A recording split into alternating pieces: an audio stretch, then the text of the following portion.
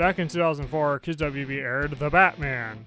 No, not that one. Side note, I grew up with this interpretation of Batman and consider it one of the most unique and underrated takes on the character. Among the changes made for the series, the one most relevant to this video is that instead of the famous bat signal, Batman is alerted to crimes around Gotham primarily through a digital alert system called the Batwave. This not only set it apart from its more famous predecessor, but enabled the promotion of some unique toys, the first of their kind. You see, the Batman's toy line included some toys that could communicate with the show through a technology called Video Encoded Invisible Light, or VEIL. The way this works is that certain toys with an LCD screen would receive an invisible data stream embedded in the video. This communication between the show and toy could unlock digital content or make the toy come to life with light, motion, and sound. The dozens of fans of the ill-fated Galador series may recall a similar technology used by the Keck Powerizer toy, which required placing it next to the TV speaker. I never had any of the toys for The Batman growing up, so I never experienced the Batwave interactivity for myself. When I rewatched some episodes of the show more recently, however, I bought the Batlink communicator toy off of eBay, partly due to its smaller size, so I could answer one particular burning question that I couldn't get out of my mind.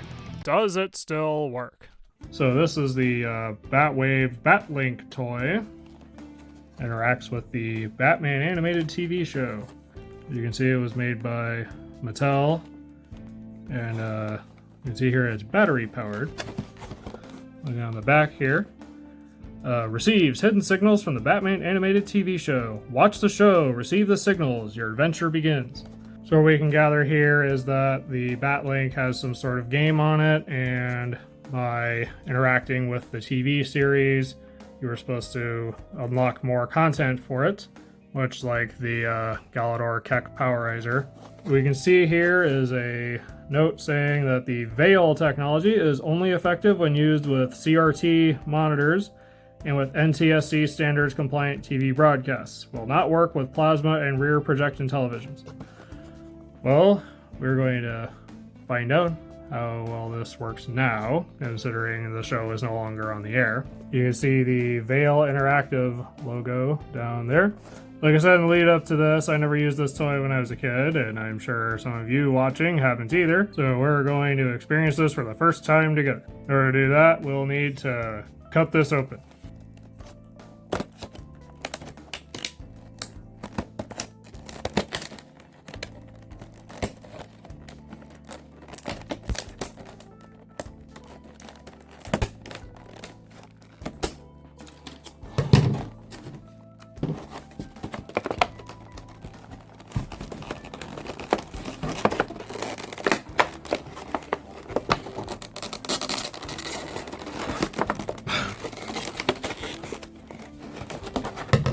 The toy is like here.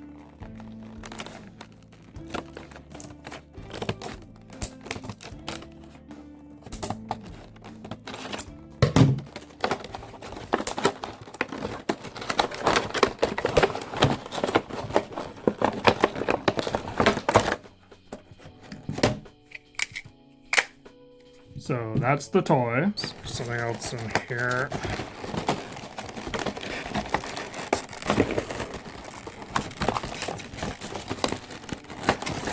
Here we've got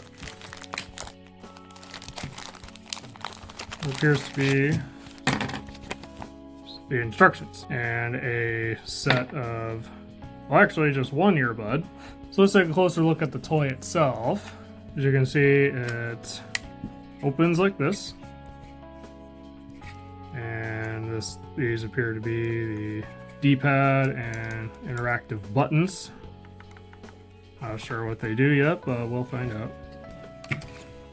And there's a belt clip here. So on the side here is the jack for the earbud.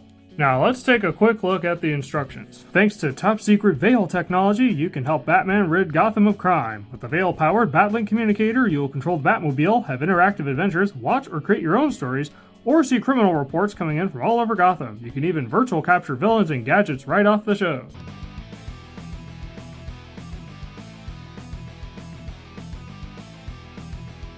This requires AAA batteries to work, so let's pop those in.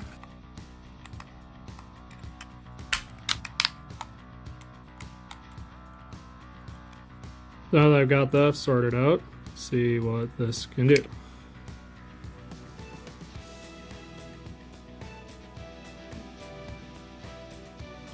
Cool intro there.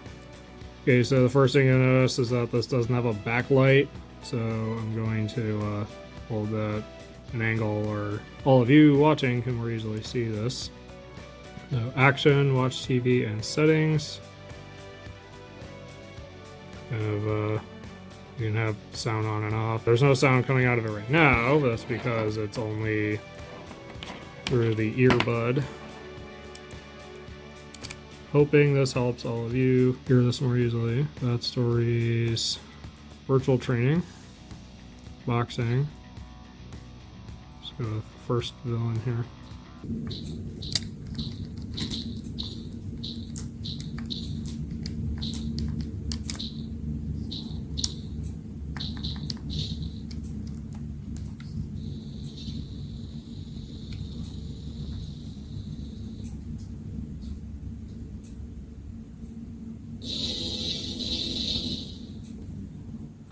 Well, I lost there. There's 4 villains here.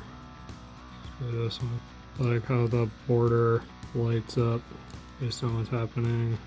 I have no idea how you're supposed to get past that, at least when he goes to the side. Batmobile. It's a little awkward to do with one hand.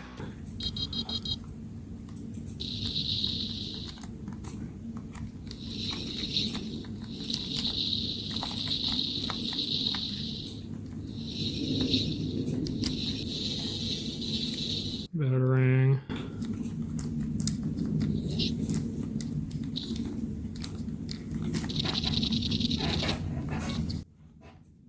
Okay. Interactive adventures. Let's watch a story.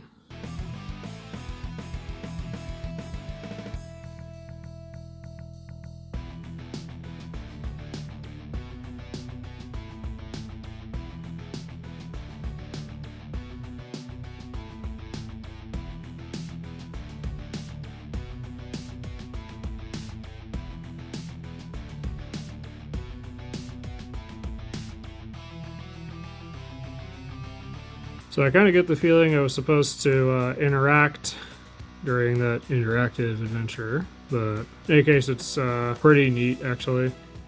Okay, just look at missions. Crime Flash.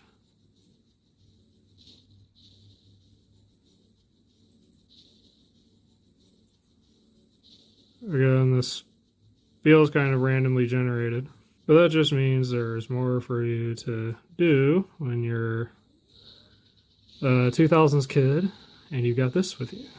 Cruise.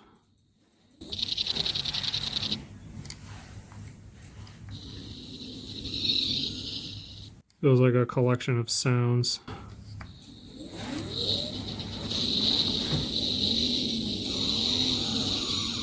Deploy stabilizer. Deploy afterburner. Deploy missiles.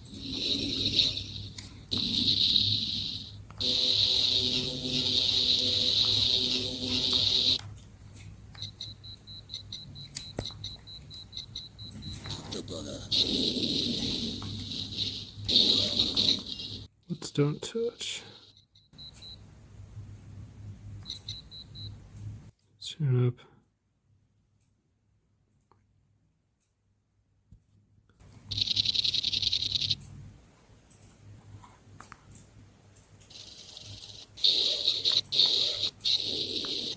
Start car.